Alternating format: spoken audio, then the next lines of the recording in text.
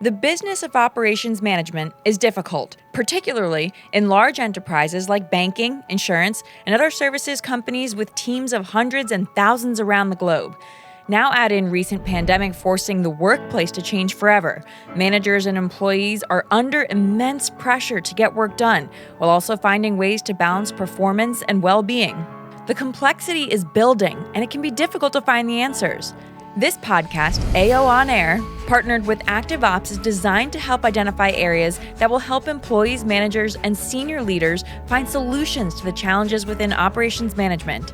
The future of work will take all departments, such as HR, IT, and Ops, aligned along with a steady dose of innovation to succeed.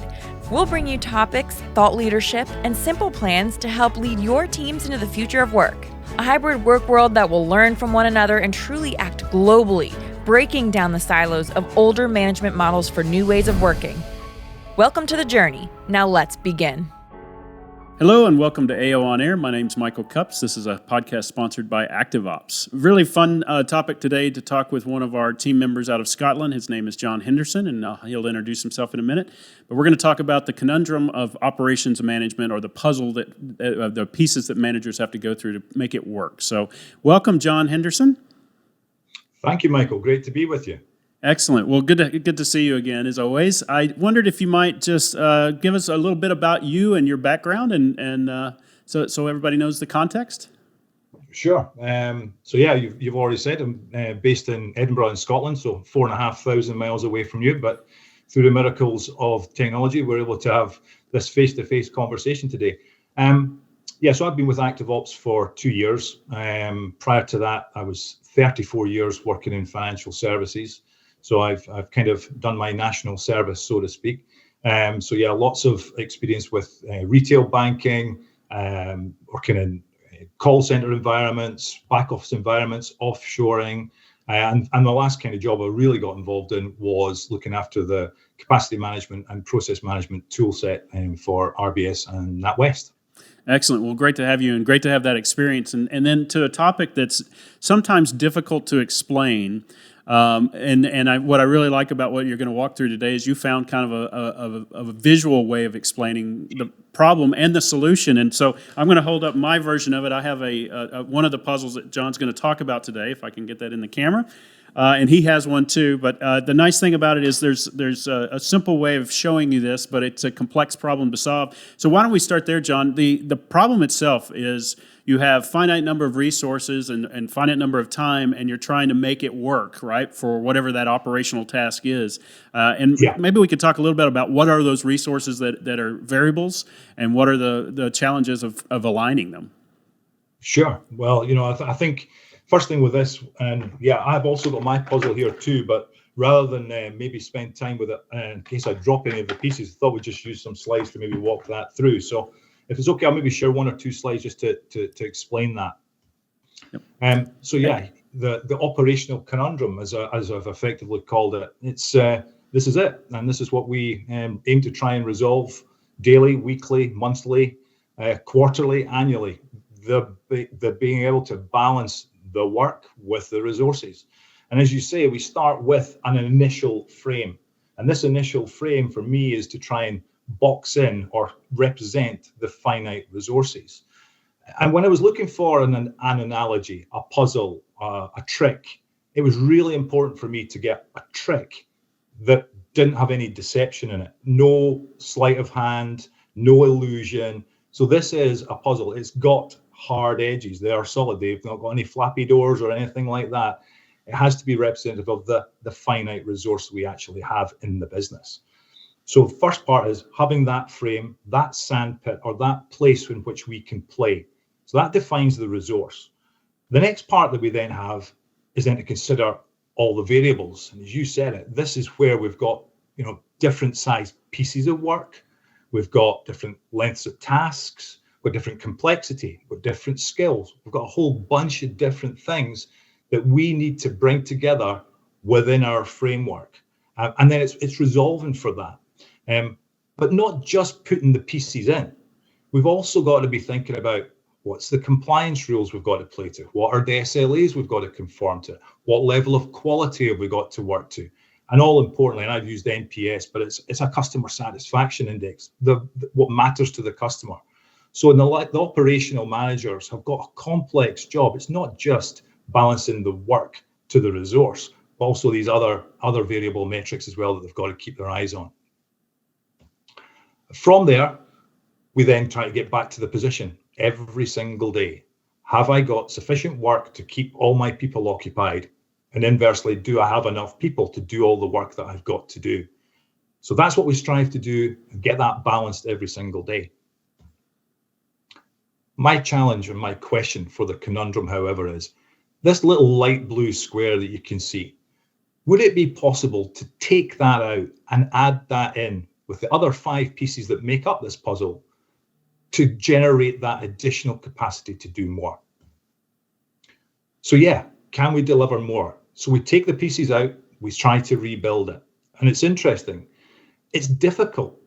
It's really difficult for us when we're in a habitual mode to continue to try and find the space to consider different ways to do things. And when I said about, can you add that other square into this puzzle? Lots of people go, it's impossible. I can't do more than I'm already doing. I hear that with immense regularity. It's difficult to then think, well, how can I sweat the assets more? And it's not a particularly nice expression, but essentially, how can I do more with the same that I've actually got? But there could be a way. Nonetheless, we all feel very awkward when we're asked to do that. And it's a constant challenge for operational managers to either do more with less, do more with the same, cost challenges, and all manner of other challenges that get placed upon us. So it's really difficult to break free and actually try and reconfigure and represent the work within the confines of that framework to generate that additional capacity. So if you continue doing it the same way as you've done it before, it's no surprise you then just recreate the same outcome. So this is the same layout of the puzzle as it started, because habitually we will just go, well, this work goes here, that gets done there, that gets done here, and we just then recreate it. Some might say it's madness, where we just continue to do the same thing in the same way as we've always done. But that's kind of where we've got to. But if we continue to do it the same way, we're not going to get a different outcome. If you try to do it without guidance, without support, without intelligence, and without data, those insights that you get frustrated, you tend to give up, and you'll go back to or revert to type. To do it a different way requires that whole creativity, a degree of drive, motivation, but also a bit of a leap of faith to actually do it. So if we want to be able to do more work with the same type of resource and do it in a slightly different way, we've got to think a little bit differently. We've got to flip the pieces. We've got to try it in different ways, break the habits, and do it in a different manner. Otherwise, we habitually just put all the bits straight back in the same place. We want to try and do that differently. So you could practice, you could keep going, you could do different things. You've got to be strong and not give up. You have to be composed so you don't get angry. And these are the kind of key skills. If you were just taking all the pieces out, trying to restack them and adding that 6th light blue piece in, this is what you would need to be able to have the longevity of effort and endeavor and to stick with it. But there is a way. And if you know the method, that will accelerate this whole process. Now, without giving too much away, and I'll probably just skip on, you can see the image on the left is the way in which the puzzle was originally constructed, and the image on the right there is actually the way in which the puzzle can then add the 6th piece. And suddenly it becomes really simple to do. And I'm quite sure we could probably get some of these puzzles out to the marketplace somewhere, somehow, so you could actually play with that. But once you know how, it is easy. And it's that how that really, it really encourages me that there is new ways of working. And there it is. There's the puzzle with the additional light blue piece now in situation. And we've created that. But it isn't magic. And it isn't an illusion. It is science. It is all possible. Yes. You have to believe it's going to be there. And the key for me is if you have the data and you have the insights and the methodology, you can have success in the operational environment of creating this additional sixth piece. We call that latent capacity. It's what resides in your business every single day. If you want to work with us and have further conversations about it, I'd be delighted to help. But it all comes down to having a belief and a self-belief that you can achieve this. Yeah, very good, John. Well said on all of it. It's fun to go through the making of the puzzle in a different way as well. So I appreciate you showing the visual. I'm sitting here holding a couple of pieces of the puzzle. I'm just curious, obviously when somebody comes to an operations manager that says you have to do more with the same amount of people, how do they know which pieces, in practical terms, they're starting to move around, or what data is it that they need in order to make good decisions? Yeah, that's a great question. I think that we've got habitual data in back office environments. We're not like the call center environments where we've got a plethora of real-time data, real-time insights. We can see on the call arrival boards of how many calls I've got in my queue. What's my average handling time? What's my current abandonment rate? If you go to operations, very rare you will find that real-time insight. Where am I now? What have I got in my queue? And what really pivotal is, if I do nothing now, where am I going to be at the end of the day? Am I going to have over resource or under resource? Am I going to fall short of service level? Or am I going to be in a position where, we're all sitting on easy street because we finished all our work at 2:30, but meantime, we've got another processing team around the corner that's maybe really all hands to the pump.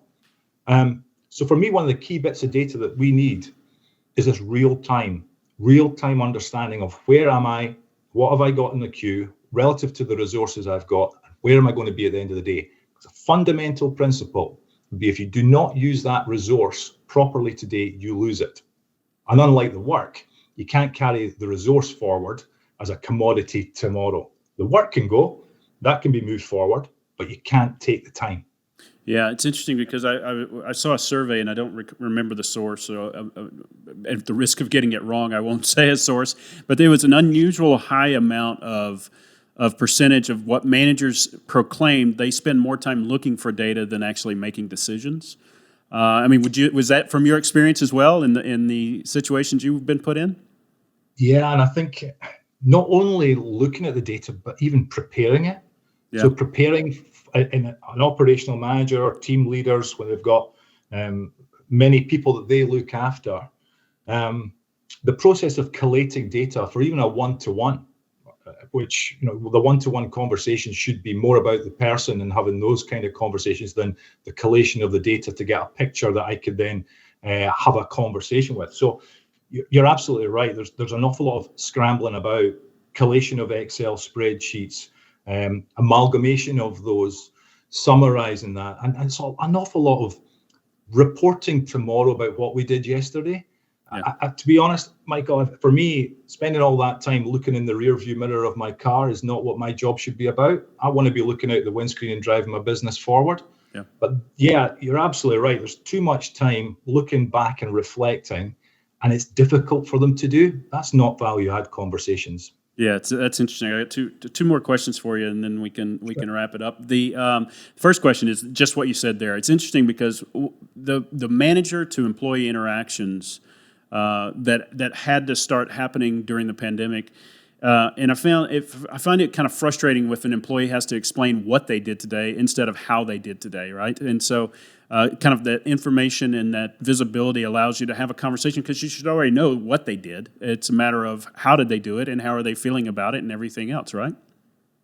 Spot on. But once again, data can be a blunt instrument. And if you use the wrong elements of the data or you don't combine the data points together correctly for a true conversation, one element, you could look as though, what, John, you've done great. You've hit your 10 items today. Fantastic. And John gets all the credit every single day. Wonderful, John, hitting 10, achieving 10. But if you don't know how long it actually took him, he could have been finished at 2:30, sitting pretty for the afternoon. John's probably well capable of doing more than just the altitude of the target that he's been set of 10. Meanwhile, somebody who's maybe struggling a little bit more, one of my colleagues, could be achieving 8 or 9, but they've been working for hours to get to that position. So, data is great, but combining the data for purposeful and meaningful stories and good conversations, that's really what it's all about. That's great. That's good response.